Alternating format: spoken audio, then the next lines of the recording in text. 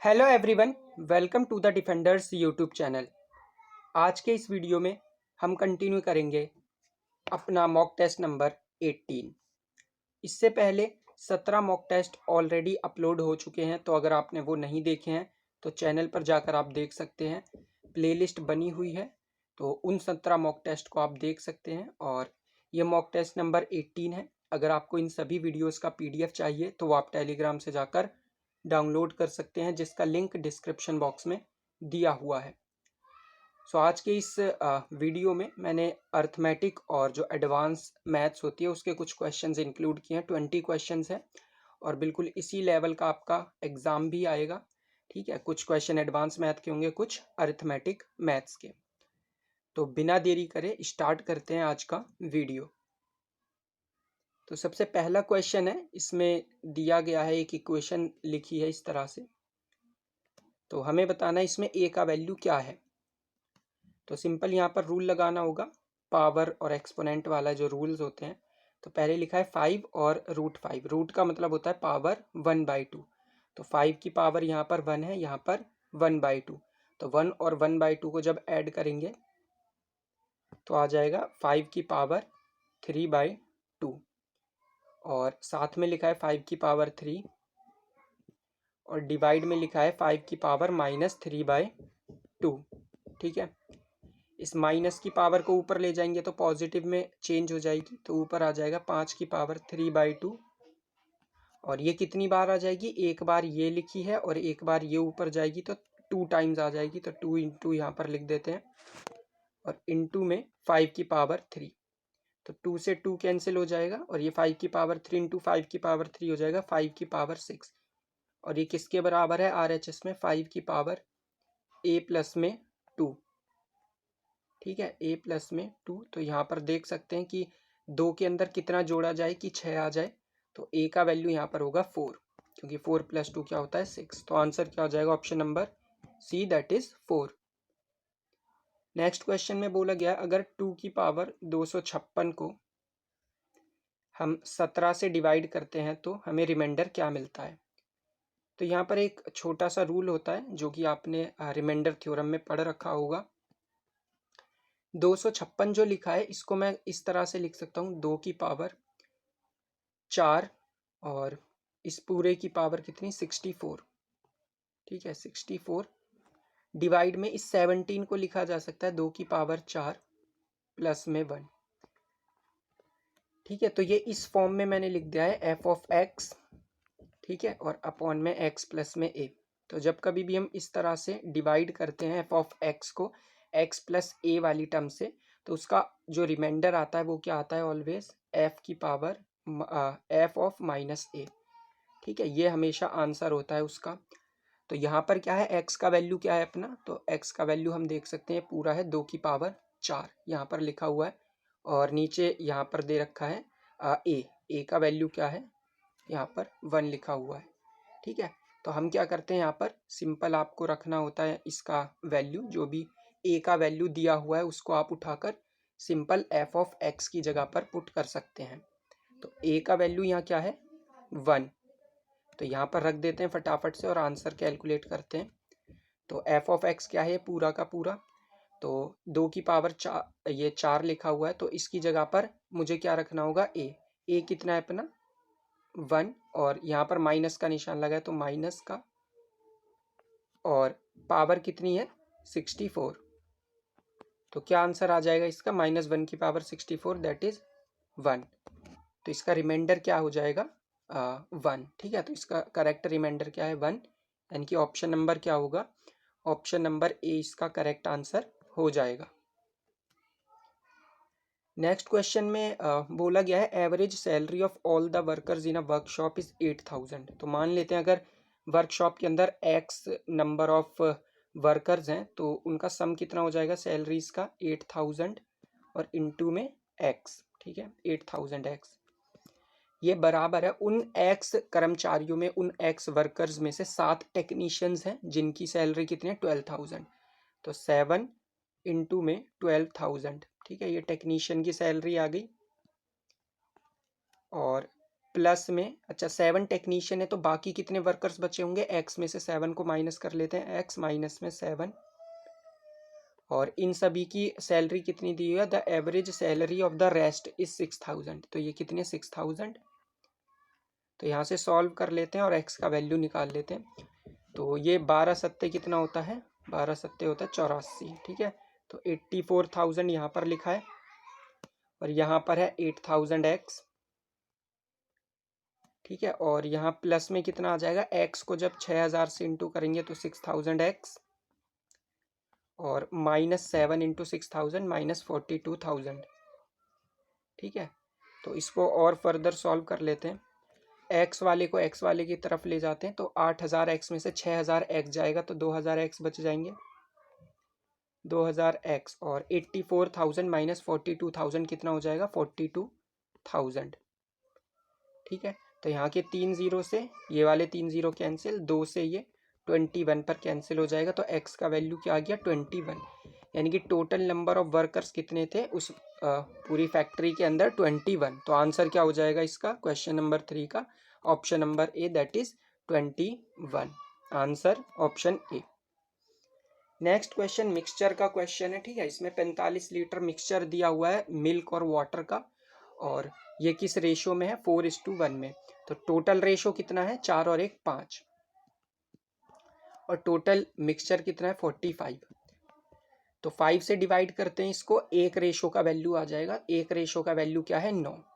इसका मतलब दूध कितना होगा उसमें, मिल्क कितना होगा 4 रेशो, तो 4 रेशो को इसको इंटू करते हैं, 9 चौक 36, तो 36 लीटर मिल्क है, बचा हुआ कितना होगा पानी, तो 9 लीटर क्या है वाटर।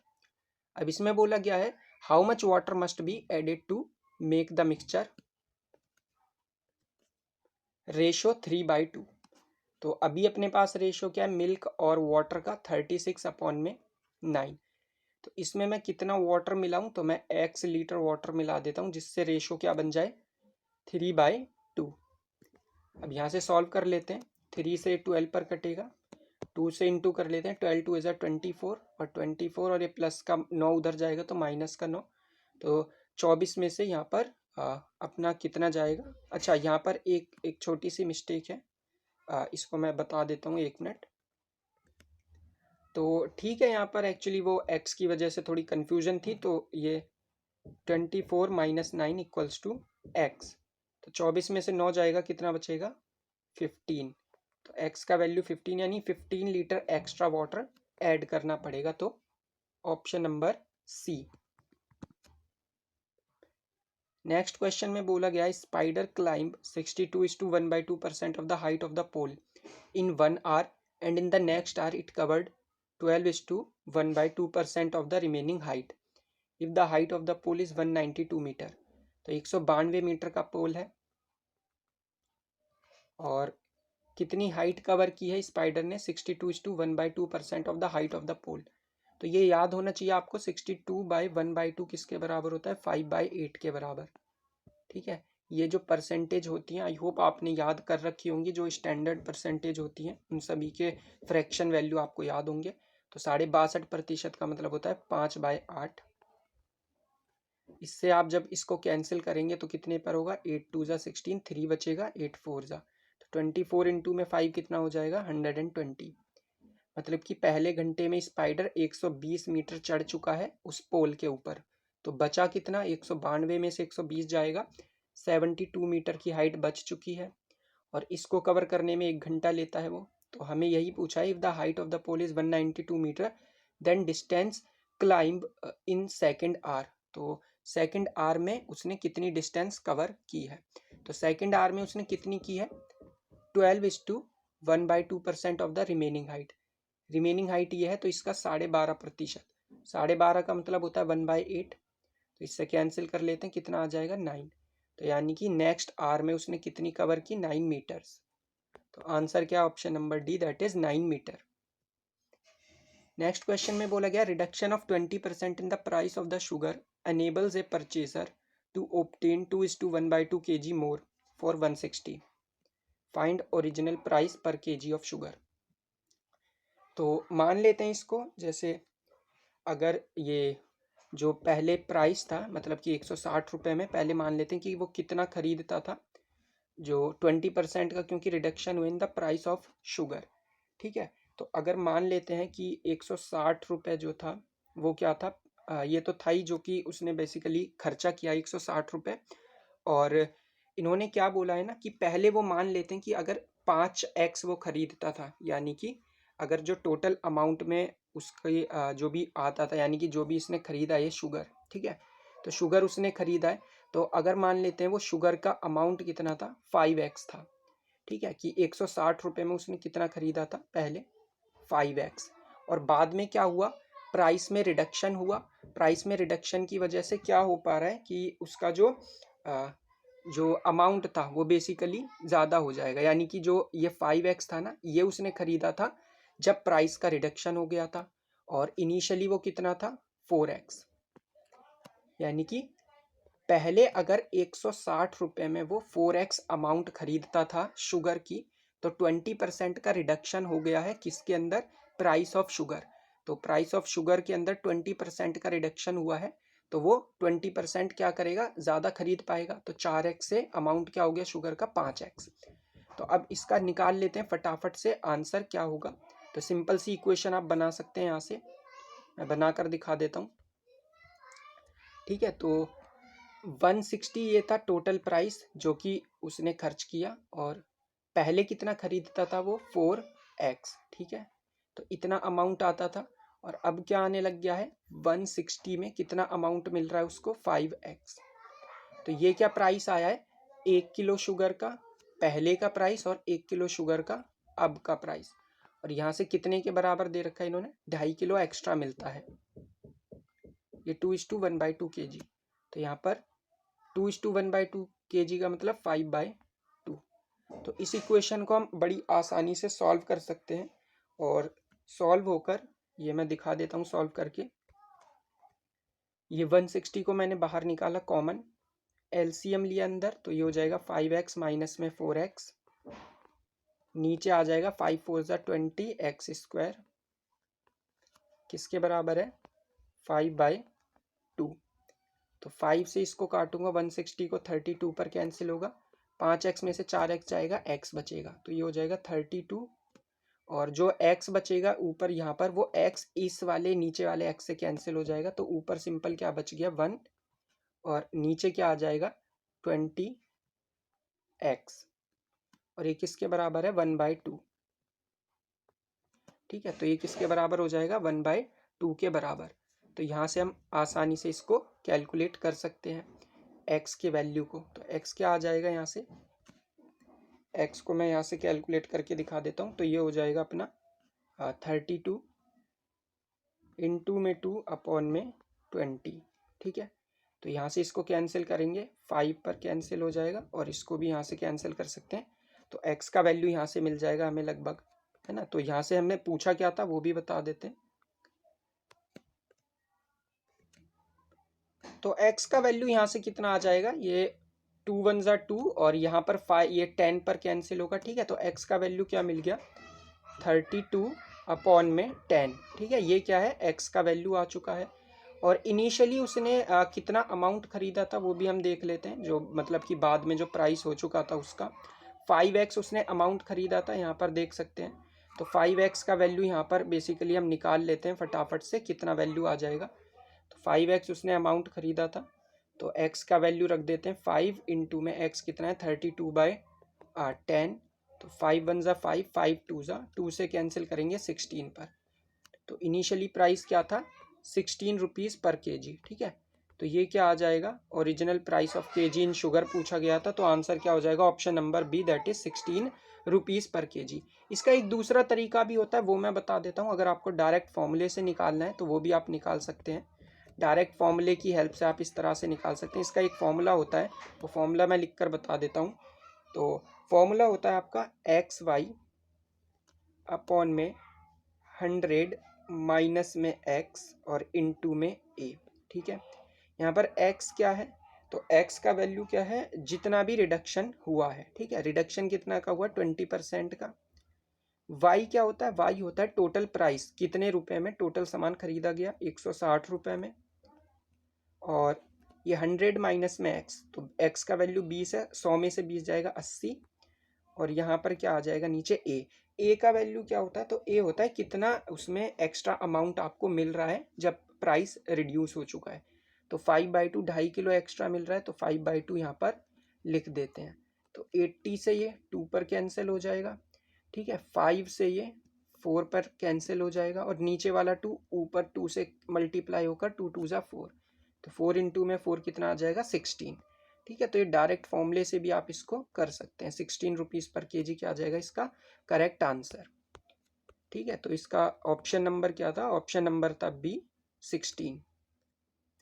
नेक्स्ट क्वेश्चन में बोला गया if a sum deposited at compound interest becomes double in 4 year, तो कोई अमाउंट डबल हो जाता है 4 सालों में, ठीक है, कंपाउंड इंटरेस्ट पर। तो कोई अमाउंट मान लेते पी था, तो पी से वो क्या हो गया है, डबल हो गया है ना, तो अमाउंट के फॉर्मूले में रख देते हैं, ये क्या हो गया है डबल, यानी कि 2p हो चुका है पी से, और यहाँ पर क्या आएगा 1 + r/में 100 की पावर कितना, कितने साल में हुआ है 4 सालों में डबल हुआ है। पी से पी कैंसिल। हमसे पूछा गया है when will it be 4 times the same rate of interest, तो वो 4 गुना कब हो जाएगा, मतलब इस 2 को क्या कराना है 4 गुना। 4 गुने का क्या मतलब है 2 की पावर 2, है ना, ये किसके बराबर होता है 4 के बराबर, तो क्योंकि यहाँ पर स्क्वायर किया तो यहाँ पर भी स्क्वायर करना पड़ेगा। 1 + r/में 100, और ये 4 था तो 4 को भी इंटू 2 करेंगे तो कितना आ जाएगा 8, ठीक है। तो कितने में, मतलब कि 8 सालों में ये 4 गुना हो जाएगा अपना जो भी इसने अमाउंट निकाला था, मतलब 8 सालों बाद जो अमाउंट होगा कंपाउंड इंटरेस्ट से वो 4 टाइम्स हो जाएगा ओरिजिनल प्रिंसिपल से, ठीक है। और इसके आगे चलते हैं फिर नेक्स्ट क्वेश्चन पर। इसमें बोला गया है at a simple interest 800 becomes 956 in 3 year. Simple interest पर कोई प्रिंसिपल 800 से 956 हो जाता है 3 सालों में। तो 800 से 956 हो रहा है, कितने रुपए की वृद्धि हो रही है या इंक्रीमेंट हो रहा है 156 रुपए का, कितने साल में 3 साल में। सिंपल इंटरेस्ट हर साल का सेम होता है, तो 156 रुपए मिले हैं 3 साल के अंदर, तो 3 से काटेंगे 5 और ये 2, यानी कि 1 साल का सिंपल इंटरेस्ट कितना मिल रहा है 52 रुपए। तो ऐसा ही बराबर क्या होता है पी कितना है 800, आर का वैल्यू हमें निकालना है, टी कितना 1 साल के लिए, तो 1 को लिखने की ज़रूरत नहीं, नीचे 100, तो ये 100 से 800 8 पर कटेगा, तो आर का वैल्यू यहाँ से कितना आ जाएगा 52/8, ठीक है। 8 से काटेंगे तो 8 6 48, बचा 4 पॉइंट लगाकर 40, 8 पंजे 40, 6.5, तो रेट का वैल्यू कितना आ चुका है 6.5%, ठीक है। तो रेट कितना है सिंपल इंटरेस्ट का 6.5%। अब इन्होंने क्या बोला है ना, इन्होंने बोल दिया if the rate is increased by 3% how much would 800 become in 3 year. तो 3 सालों में 800 जो होगा वो कितना अमाउंट हो जाएगा अगर हम 3% से रेट को बढ़ा दें। तो 6.5% में अगर 3% जोड़ूंगा तो 9.5% हो जाएगा, तो 9.5% के लिए निकाल लेते हैं 800 का, ठीक है। सिंपल इंटरेस्ट निकालते हैं पहले, SI कितना हो जाएगा 800, और जो नीचे 100 आता है उसके 2 जीरो से 2 जीरो मैंने यहाँ पर ही काट दिए हैं। आर का वैल्यू कितना 9.5%, और कितने साल के लिए 3 सालों के लिए, ठीक है। तो ये कितना हो जाएगा 8 3 24, 24 को 9.5 से इंटू कर लेते हैं, ठीक है, कितना आएगा देख लेते हैं। इंटू अगर हम करेंगे तो 4 5 ज़ा 20, 2 कैरी, 4 9 ज़ा 36 और 2 38, और यहाँ पर क्रॉस, देन इसके बाद 2 से इंटू करते हैं फटाफट, 2 5 ज़ा 10, 1 कैरी, 2 9 ज़ा 18 और 1 19, ठीक है 19, ये 0, यहाँ 8, यहाँ 12, यहाँ 1 और 2, ठीक है। और ये पॉइंट है तो पॉइंट 1 नंबर के बाद 228, तो 228 क्या है सिंपल इंटरेस्ट है, हमें बताना है 3 साल के बाद कितना अमाउंट मिलेगा। तो 800 रुपये में हम क्या करते हैं 228 को जोड़ देते हैं, तो 800 में अगर मैं 228 को जोड़ूंगा तो कितना आ जाएगा 1028, that is option number C क्या इसका करेक्ट आंसर। ये रेशो का क्वेश्चन है, बहुत ही सिंपल सा क्वेश्चन है, एक्स और वाई का रेशो दिया हुआ है 5 और 2, तो डायरेक्ट यहाँ पर वैल्यूज रख देते हैं और आंसर आ जाएगा। तो एक्स की जगह रख रहा हूँ मैं यहाँ पर 5, वाई की जगह रख रहा हूँ 2, तो 8 5 ज़ा 40 और 9 2 ज़ा 18, तो 40 और 18 58 ऊपर आ गया, नीचे 8 एक्स की जगह 5, सो 8 5 ज़ा 40 और वाई की जगह 2, तो 2 2 ज़ा 4, तो ये आ जाएगा 44, 4, ठीक है। 2 से काट देते हैं, ये 29 पर कटेगा और ये 22 पर, तो 29 अपॉन में 22, ये क्या आ गया, रेशो आ गया। तो ऑप्शन नंबर सी क्या है करेक्ट आंसर। ये वर्क एंड टाइम से रिलेटेड है। तो A can finish a work in 18 days, A किसी काम को 18 दिनों में ख़त्म करता है। बी उसी काम को half the time taken by, यानी कि बी उसी काम को 9 दिन में ख़त्म करता है। Then working together what part of the same work they can finish in a day, एक दिन में दोनों मिलकर कितना काम ख़त्म करेंगे। तो एलसीएम कितना है, यानी कि टोटल वर्क कितना है 18। ये एक दिन का एक काम करता है, ये एक दिन का 2 काम करता है, दोनों मिलकर एक दिन में 3 यूनिट काम करते हैं। तो एक दिन में कितना काम करेंगे, ये 3 यूनिट काम करेंगे। तो 18 और ये डिवाइड बाई कितना है, ये 3, ठीक है, ये है। तो 3 से काट लेते हैं, 3 × 1 = 3, 3 × 6 = तो 1/6 काम कर लेंगे कितना, एक दिन में, टोटल काम का 1/6, यानी कि ऑप्शन नंबर ए क्या इसका करेक्ट आंसर। नेक्स्ट क्वेश्चन ये ट्राइंगल से रिलेटेड है। इसमें बोला गया कोई ट्राइंगल है ए बी सी, तो ट्राइंगल बना लेते हैं, ठीक है। एक ट्राइंगल सेलेक्ट कर लेते हैं यहाँ से। तो ये अपने पास एक ट्राइंगल है, इसको नाम दे देते हैं ए बी और सी। इन्होंने बोला B C is produce to D, B C को हमने डी तक प्रोड्यूस किया है, ठीक है। So that C D is equals to A C, यानी कि ये वाली लेंथ इस वाली लेंथ के बराबर है। If angle B A D, तो बी ए डी, तो इसको ज्वाइन करना पड़ेगा। तो एंगल बी ए डी का वैल्यू इन्होंने कितना बोल दिया है, ठीक है, बी ए डी, यानी कि ये पूरा एंगल की बात की जा रही है। ये पूरा एंगल बी ए डी ये कितना है 111 डिग्री, ठीक है, 111 डिग्री। और एंगल ए सी बी का वैल्यू है 80 degree, angle A C B, यानी कि ये वाला कितना है 80 डिग्रीज ये दिया हुआ है। अच्छा, ये 80 डिग्री है तो ये कितना होगा, ये 100 डिग्री होगा, क्योंकि लीनियर पेयर बन रहे हैं यहाँ पर। अच्छा, ये 100 डिग्री है और ये दोनों लेंथ क्या है, बराबर है ए सी सी डी के, और बराबर साइड्स के अपोजिट एंगल बराबर होते हैं। मतलब कि ये 100 डिग्री है तो बचे हुए दोनों एंगल का सम कितना होगा 80, और दोनों बराबर होंगे, मतलब ये भी 40 होगा और ये भी 40 होगा, ठीक है। हमसे क्या पूछा है, measure of angle A B C का वैल्यू पूछा है। तो ए बी सी का वैल्यू कितना आ जाएगा। अब क्योंकि ये पूरा का पूरा एंगल 111 था ये वाला, और यहाँ तक कितना आ चुका है 40, तो ये बचा हुआ कितना होगा 71 डिग्री होगा। एंगल ए का वैल्यू 71, ठीक है। तो एंगल ए 71 है, एंगल सी 80 है, तो 71 और 80 दोनों मिलाकर कितने हो जाएंगे, तो ये हो जाएगा अपना 151। तो 151 में कितना जोड़ूं, यानी कि एंगल बी का वैल्यू कितना जोड़ूं कि वो 180 बन जाए। तो 151 में 29 डिग्री जोड़ने पर वो 180 बन जाएगा, क्योंकि ट्राइंगल के तीनों एंगल का सम 180 होता है। तो बी का वैल्यू कितना आ जाएगा, एंगल बी होगा 29 डिग्री के बराबर। इस क्वेश्चन में पूछा है एंगल बी ओ ए का वैल्यू क्या होगा। तो देखिए, जो ट्राइंगल आपको दिख रहा है ए सी एफ, है ना, ए सी एफ ट्राइंगल दिख रहा है, तो ए सी एफ ट्राइंगल के अंदर एंगल ए का वैल्यू कितना होगा। तो एंगल ए कितना होगा, ये 50 डिग्री है, ये 30 डिग्री है, तो 50 30 80, बचा कितना 100। तो एंगल ए कितना आ जाएगा, ये 100 डिग्री। अच्छा, ये 100 डिग्री है तो ये वाला अंदर वाला एंगल ए कितना आएगा, ये आ जाएगा 80 डिग्री, ठीक है, क्योंकि लीनियर पेयर 180 का होता है। अगर मैं ओ से सी को ज्वाइन कर दूं, ये ओ है, यानी कि सेंटर से इसको ज्वाइन कर दिया, तो मुझे पता है रेडियस और टेंजेंट, ये टेंजेंट है एफ सी, और ओ सी क्या है, इसकी एक रेडियस है। तो रेडियस और टेंजेंट के बीच में कितना एंगल बनता है 90 डिग्री, तो 90 बनता है, और ये 50 ऑलरेडी दे रखा है। तो ये 50 ऑलरेडी दे रखा है, तो ये वाला एंगल, ये बीच वाला, मैं कलर चेंज करके दिखा देता हूँ, ये बीच वाला एंगल जो है ये वाला, ठीक है, यानी कि ओ सी ए। अगर एंगल ओ सी ए की मैं बात करता हूँ, ठीक है, यहाँ पर जो ये एंगल बन रहा है कुछ इस तरह का, ये ओ सी ए एंगल जो है वो कितना हो जाएगा, वो हो जाएगा 40 डिग्री के पास, ठीक है, क्योंकि ये 50 है और ये बचा हुआ 40 होगा, क्योंकि रेडियस और टेंजेंट के बीच में 90 डिग्री एंगल बनता है। अच्छा, ये 40 आ गया, तो यहाँ पर इस तरह का ट्राइंगल बन रहा है सर्कल के अंदर, ठीक है। ये वाला एंगल कितना दिया है 40 डिग्री, और क्योंकि ये भी रेडियस है ओ सी और ओ ए भी रेडियस है, ओ ए और ये सी, तो दोनों रेडियस है, मतलब दोनों बराबर है, तो अपोजिट एंगल भी बराबर होंगे। तो ये एंगल कितना हो जाएगा 40 डिग्री, मतलब कि ओ ए ये वाला जो एंगल है यहाँ का, ये कितना है 40 डिग्री, और ये पूरा था कितना, तो पूरा था ये 80 डिग्री का। तो अगर उसमें से 40 हो गया तो ये नीचे वाला, यानी कि एंगल ओ ए बी, ठीक है, एंगल ओ ए बी कितना हो जाएगा 40 डिग्री का।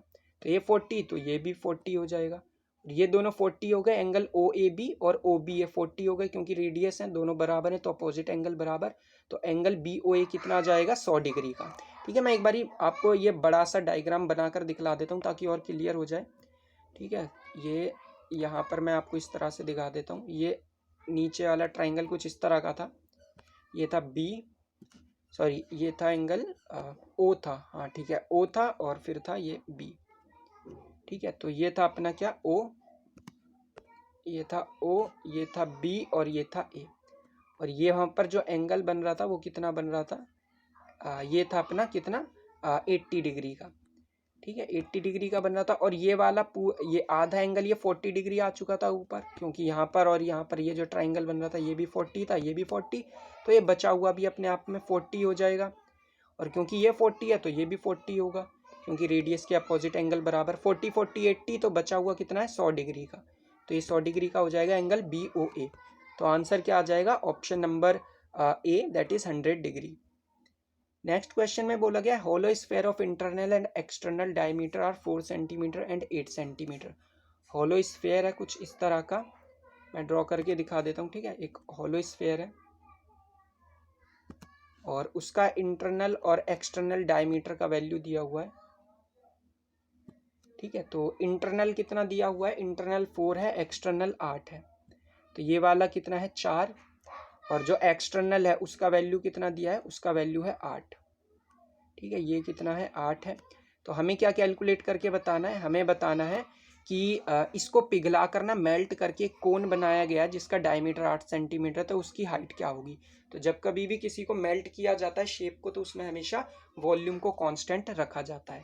तो क्योंकि ये होलो स्फेरिकल शेल है तो इसका वॉल्यूम क्या होता है, तो वॉल्यूम आपको याद होना चाहिए 4/3 पाई आर क्यूब होता है, और क्योंकि यहाँ पर 2 रेडियस है, ठीक है, रेडियस का वैल्यू अलग अलग है दोनों में, तो हमें क्या करना पड़ेगा 4/3 पाई एक्सटर्नल रेडियस में से माइनस करनी पड़ेगी इंटरनल रेडियस।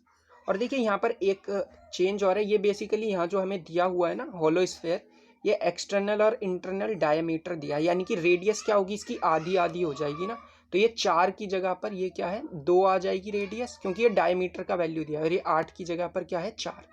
ठीक है, तो एक्सटर्नल रेडियस कितनी है 4 और इंटरनल रेडियस कितनी है 2, तो वही रख देते हैं 4/3 पाई आर का क्यूब, यानी एक्सटर्नल रेडियस का क्यूब माइनस इंटरनल रेडियस का क्यूब, और ये किसके बराबर होगा, मेल्ट करके कोन में बदला गया, कोन का वॉल्यूम क्या होता है 1/3 पाई आर क्यूब। ठीक है, पाई आर स्क्वायर एच। ठीक है, और आर का वैल्यू इन्होंने दिया ही है, कोन ऑफ डायमीटर 8, तो 8 डायमीटर है तो रेडियस क्या हो जाएगी 4, तो 1/3 पाई आर स्क्वायर और एच का वैल्यू ही हमें बताना है, तो एच को रहने देते हैं एच। तो देखिए पाई से पाई कैंसिल, नीचे वाले 3 से नीचे वाला 3 कैंसिल हो जाएगा, ऊपर यहाँ पर क्या बच जाता है अपने पास 4 का क्यूब माइनस में 2 का क्यूब, 4 का क्यूब होता है 64 और 2 का क्यूब होता है 8, तो 64 में से 8 को अगर हम माइनस करते हैं तो बचता है 56। ठीक है, 56 और बाहर लिखा है 4, तो क्या आ जाएगा ये 4 इंटू में 56, और ये किसके बराबर है यहाँ पर, तो ये बराबर है 4 का स्क्वायर इंटू में एच, तो उस 4 के स्क्वायर को मैं नीचे ला रहा हूँ, 4 इंटू में 4, और यहाँ पर क्या है एच। ठीक है, तो एक 4 से एक 4 कैंसिल, 4 से इसको कैंसिल करेंगे तो कितने पर हो जाएगा 14 पर, तो एच का वैल्यू कितना आ जाएगा 14 सेंटीमीटर। ऑप्शन नंबर बी क्या है correct answer. Next question trigonometry का क्वेश्चन है, साइन माइनस कॉस 1/2 के बराबर दिया हुआ है, तो हमें बताना है साइन प्लस कॉस का वैल्यू। तो बहुत सिंपल है, तो इसको कभी भी इस तरह से दिया होगा ना कि sine minus cos sine plus cos, तो उसका स्क्वायरिंग करनी होती है हमें, तो यहाँ पर स्क्वायरिंग कर देते हैं, a माइनस बी का फॉर्मूला बन जाएगा, तो उस फॉर्मूले के अकॉर्डिंग खोल कर दिखा रहा हूँ, तो साइन स्क्वायर प्लस में कॉस स्क्वायर और माइनस में क्या आ जाएगा 2 साइन थीटा और कॉस थीटा। ठीक है, बराबर 1/2, 1/2 का मतलब क्या 1/4, 1/2 का स्क्वायर 1/4। ठीक है, sine square plus cos square किसके बराबर होता है 1 के बराबर, ये माइनस में 2SC यानी कि sine theta cos theta upon में 1/4, तो यहाँ से 2 साइन थीटा कॉस थीटा का वैल्यू क्या आ जाएगा 2SC का वैल्यू 1/4 को यहाँ पर ले आते हैं, तो 1 में से 1/4 जाएगा, आ जाएगा 3/4। 2SC का वैल्यू मिल चुका है, अब इसका वैल्यू निकालना था तो निकाल लेते हैं, साइन प्लस कॉस इसका भी स्क्वायर कर लेते हैं, तो साइन प्लस में कॉस दिया हुआ है, तो साइन प्लस में कॉस का स्क्वायर होल स्क्वायर बराबर क्या होता है साइन स्क्वायर प्लस में कॉस स्क्वायर प्लस में 2 साइन कॉस, है ना, 2SC, और साइन प्लस कॉस स्क्वायर 1 के बराबर होता है, प्लस में 2SC, और 2SC का वैल्यू अभी अभी हमने निकाला क्या है, 3/4, तो 1 प्लस में क्या आ जाएगा यहाँ पर 3/4, इनको ऐड करेंगे किसके बराबर आएगा 7/4, और ये किसका वैल्यू है, साइन प्लस कॉस स्क्वायर का, ठीक है, साइन प्लस कॉस का होल स्क्वायर, हमें साइन प्लस कॉस का वैल्यू चाहिए, तो स्क्वायर को यहाँ पर लाकर रूट में चेंज कर देंगे, तो आंसर क्या आ जाएगा √7/4, या फिर इसको बोल सकते हैं √7/2, तो ये क्या है अपना करेक्ट आंसर आ जाएगा इस पर्टिकुलर क्वेश्चन का। तो आंसर क्या आ जाएगा option number A, that is √7/2। Next question में बोला गया है, ये ट्रिग्नोमेट्री का अगेन एक और क्वेश्चन है एप्लीकेशन का। From the top of a hill 200 meter high, एक हिल है 200 मीटर हाई, जिसकी क्या है हाइट दी हुई है 200 मीटर की, और एक टावर दिया हुआ है, ठीक है, टावर इसके सामने है, तो यहाँ पर मैं टावर बना देता हूँ, ठीक है, और इन दोनों को ज्वाइन कर दिया। इस हिल से जब हम इस टावर के टॉप को देखते हैं तो एंगल कितना बनता है 30 डिग्री, ठीक है, तो यहाँ से कितना बन रहा है एंगल 30 डिग्री, और वहीं जब इसके बॉटम को देखा जाता है टॉप के हिल से तो यहाँ पर कितना एंगल बनता है, तो ये एंगल बनता है 60 डिग्री, ठीक है। तो हमें क्या बताना है, इस टावर की हाइट बतानी है, यानी कि इसकी हाइट कितनी है। तो यहाँ पर दो ट्राइंगल्स दिख रहे हैं मुझे, एक इसको नेमिंग कर देते हैं ABC, ये D और ये E, ठीक है। तो पहले मैं बड़ा वाला ट्राइंगल ले रहा हूँ, इन ट्राइंगल ADE। तो ट्राइंगल ADE की अगर मैं बात करता हूँ तो ट्राइंगल ADE के अंदर अगर मैं 10 लगाता हूँ, ठीक है, ADE, तो 10 60 डिग्री किसके बराबर होगा 200 अपॉन में DE, है ना, परपेंडिकुलर अपॉन में बेस, और 10 60 होता किसके बराबर है √3, तो √3 बराबर होगा 200 अपॉन में DE, ठीक है। तो यहाँ से DE का वैल्यू कितना आ जाएगा, DE आ जाएगा 200 अपॉन में √3, DE आ गया 200 अपॉन में √3, और ये किसके बराबर है BC के बराबर, क्योंकि DE और BC क्या है रेक्टेंगल की अपोजिट साइड्स हैं, तो BC भी यही हो जाएगा। फिर इसके बाद हम लेते हैं छोटा वाला ट्राइंगल, ट्राइंगल ABC। तो ट्राइंगल ABC में 30 डिग्री लगाते हैं, 10 30 कितना होता है 1/√3, तो 1/√3 बराबर हो जाएगा परपेंडिकुलर अपॉन में बेस, परपेंडिकुलर कितना है AB छोटे वाले ट्राइंगल के लिए, बेस कितना है BC, और BC का वैल्यू क्या है 200 अपॉन में √3, ठीक है, अभी अभी हमने निकाल लिया, और √3 को जो नीचे आएगा उसको मैं ऊपर लिख देता हूँ इसके साथ AB √3, ठीक है। तो 200 को वहाँ पर क्रॉस लिए आते हैं, तो 200 और अपॉन में क्या आ जाएगा √3 इंटू में √3, तो 3, तो AB का वैल्यू कितना आ जाएगा, AB बराबर 200 अपॉन में 3।